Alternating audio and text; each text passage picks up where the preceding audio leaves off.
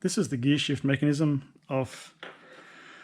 from my little 659 engine, and I just want to talk through the springs. There's 2 springs. On the bike it sits like that. That's what I would call the elbow spring. And this one in here is the gear shift return spring. This one sometimes breaks. It's not hugely common, but it's one of those things that can happen. So while it's apart, I'm going to replace them. They're only $6–7 each, so there's no point not doing it while you've got it apart. Often when this spring breaks, what will happen is the gear lever will, say, flop down and it won't return on its own. And so what you can do is you can lift the lever up, and that will push the hook past the next pull, and you can then keep changing. But some people have trouble understanding that concept. So I usually do them just individually, so that way you don't mess it up. These are the 2 springs. So first we'll just pop the circlip off.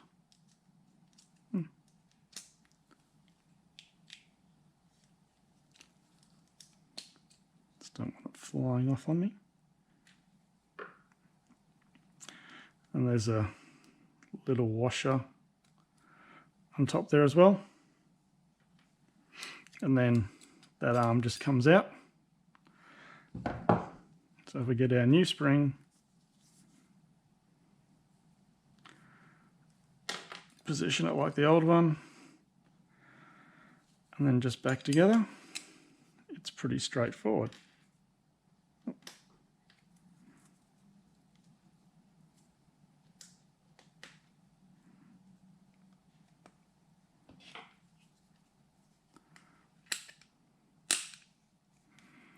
And you just make sure your circlet's back in, and that's the elbow one done, which is pretty easy. To do the shift return spring, let's pop it in here, like so. There's a circlip.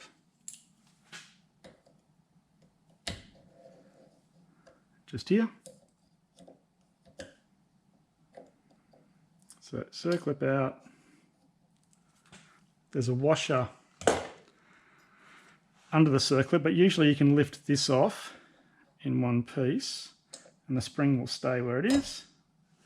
That's the easiest way to do it, so you aren't disturbing anything. If you look at the spring, you can see the side with the big dog leg is at the bottom, so I'll put it on like that. It can flick a bit, so get your fingers out of the way so you don't bang your fingers and start screaming at it. Usually it just pushes on like so. Make sure the coils of the spring are down so you can get the bracket all the way down to its stop. There is a loose washer in here, but because it's all oil, it sticks there. This pin here goes in here, so that's what you need to do when you're putting it back together. So just pop it down, give it a side to side wiggle. That should go in.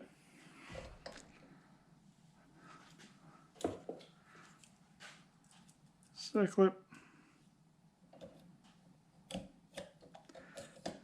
Push it all the way down. That's done, and you feel push both ways and it just springs back.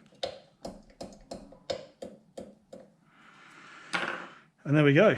That's gear shift return springs replaced. It looks very easy on the bench, but to get this out of the bike, you need to pull the flywheel and everything off, so it becomes a bit more work when it's actually assembled. So now we're going to put it in.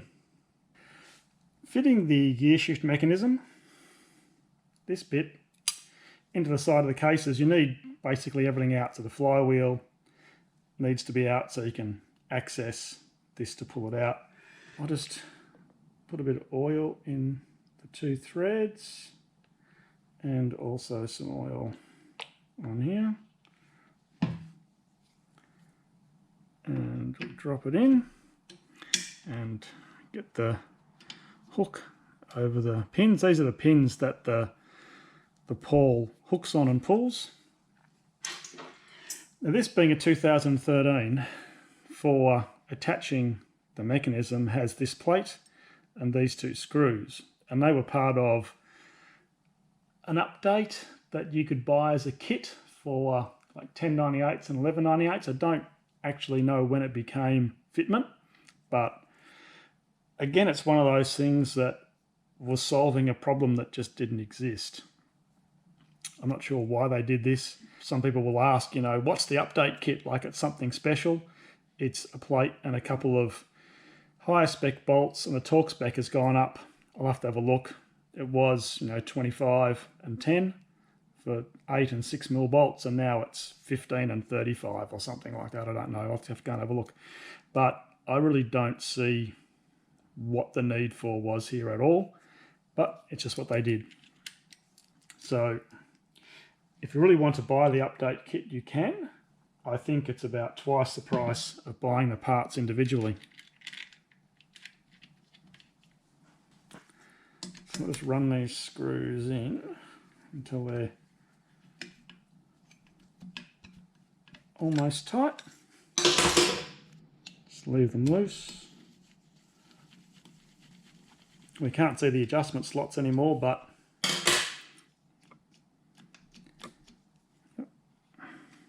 tight on it. That's the adjustment. So what we're going to do, I'll start out by using the factory tool. They say to do this in second gear, just because it's in gear that way. The detent there you can see is the neutral detent, so I expect this is actually in. That's neutral, and that's second. So second will do. This is the tool, part number 8871311091. So pop that on there, and what we aim for is to have the slot on the shift arm line up with the end of the tool, ish. You can see the slot there, and that's a, so get my head out of the light, that's about it. But what I like to do to check them, I just like to see how far they're moving either side of the center. If you like, that's the center, that's the downshift side, and that's the upshift side. And it seems to me that that's very much in the wrong spot. What you're trying to do basically is have the shifter move the same distance both sides of its rest position.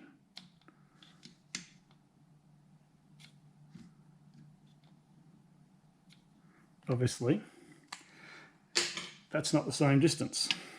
So what we need to do is move the center point that way a bit. And usually, if you measure it, it's about 3 millimeters each side. For some reason, it just feels funny going down compared to pushing back. That seems to have returned to where it was anyway.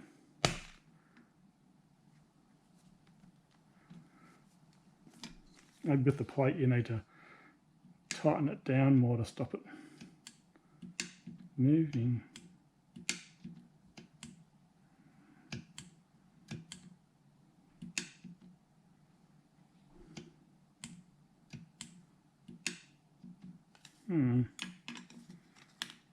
It's being a bit annoying.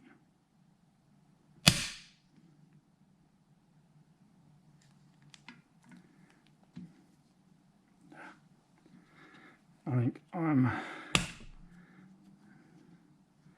to push on the base plate when I'm trying to adjust it, as opposed to the arm.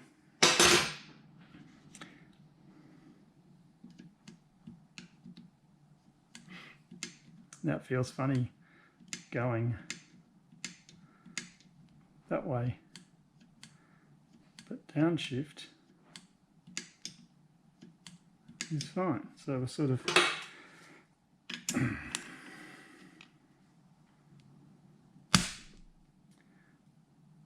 I wouldn't normally do it that tight. It's almost like it's a bit weird.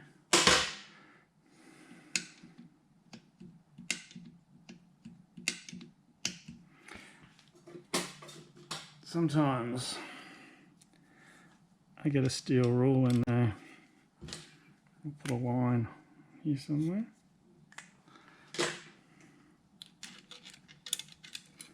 You can see it with a steel rule. Not really.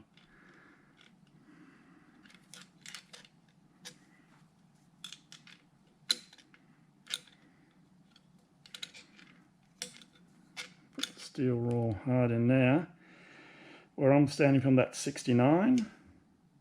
It's about 66 and a half. And that's about 72 and a half.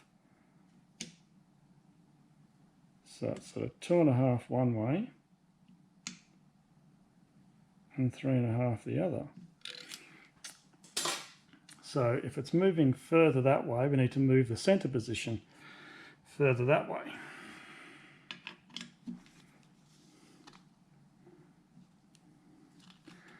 Holding this bit in the middle.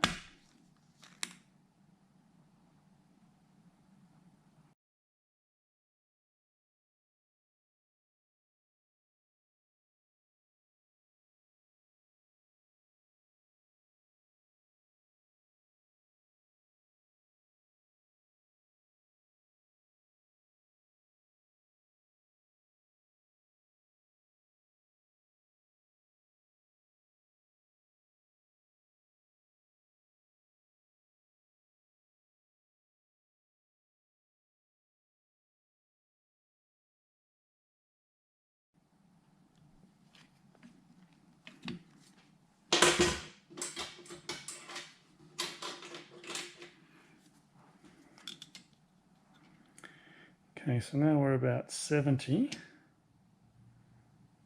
66 and a half, and about 72 and a half. The endpoints don't move, it's just the center.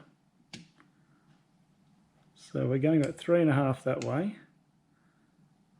and about 2.5 that way. So I've gone too far.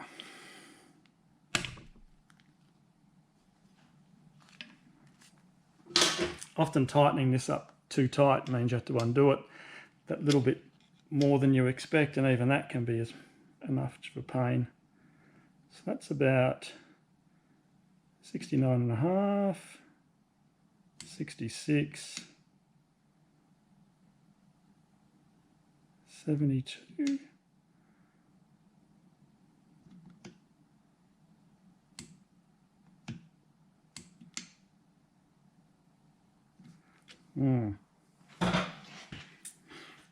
I'll get the stronger glasses.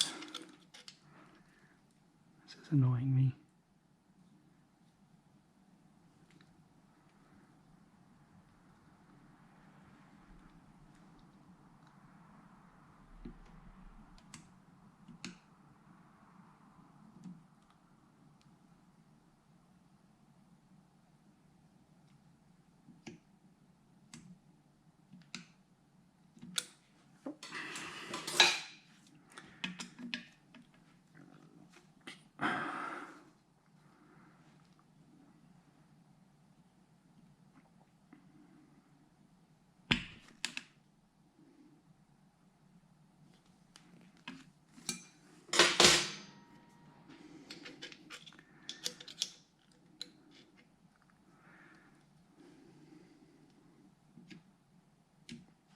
So that's 69 to nearly 66 and a bit over 72.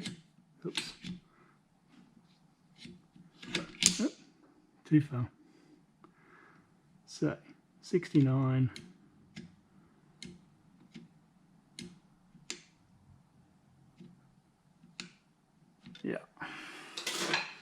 I'm chasing 1/2 millimetre, which probably sounds kind of pointless, and it quite possibly is, but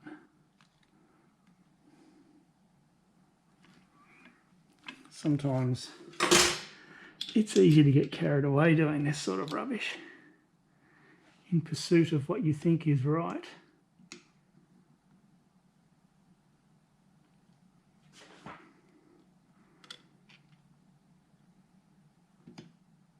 $69.5, 66.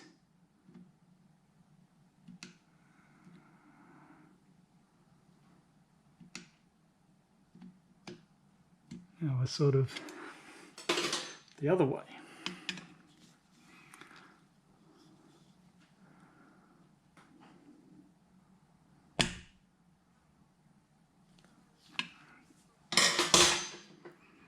They're trying to move something 1/2 millimetre. Is it a waste of time? Possibly. So that's, from my angle, 69 to 66, 69 to 72. So before I lose my mind, I'm going to stop. What I need to do now is find out what the torque spec is. So I had a look in the manual and it says 36 and 16 Newton meters. It says to Loctite them with like blue 242, that sort of thing. I don't really like Loctiting these sorts of things, and I can't see any way that they ever move, particularly at this torque setting. Given I've nipped that one, I'll torque the 6 first in the hope that nothing moves when I torque it.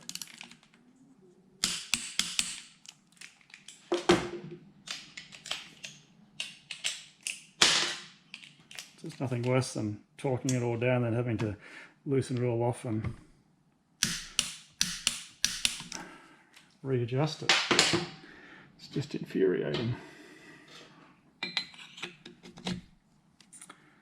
Okay. 69, 60, 68.5, 66 and 65.5.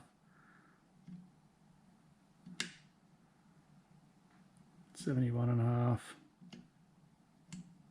Yep. I'm happy with that. So they're torqued. This is the adjustment here for the eccentric. There's a pin. This is a pin that goes through. It's an eccentric pin, so if you turn this screw around, it will move this arm relative to the base bracket.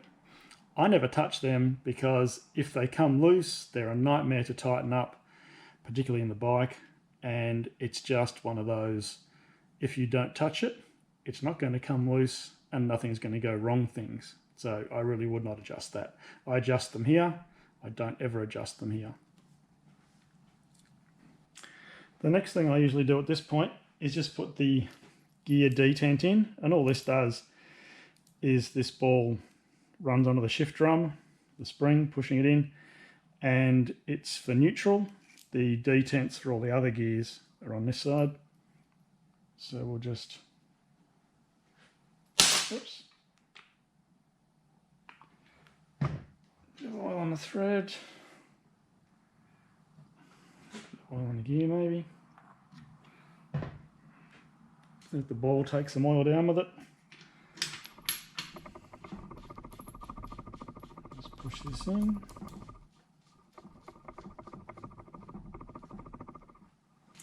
Just torque it up to 30 Newton meters. There we go. And now I've got this rubber band on here just to put some load on the input shaft. What the rubber band around here allows me to do is hopefully shift through the gears nice and quick, because there's some resistance to both shafts turning, and that way when you're trying to shift, the dogs will mesh quicker. So if we go down on here, that's first, neutral, second, third, fourth, fifth, and sixth. Fifth, fourth, oh, doesn't want to play. Fourth, third, second, and first. So all the gears are there. Sometimes they shift through really nice like this, and sometimes, because the engine's not actually running with a input shaft spinning and the output shaft locked or moving with the rear wheel, you can sometimes just have trouble getting them to drop through, or they go straight through like that. There we go, gearbox works. Which is good because that means I don't need to pull it apart again.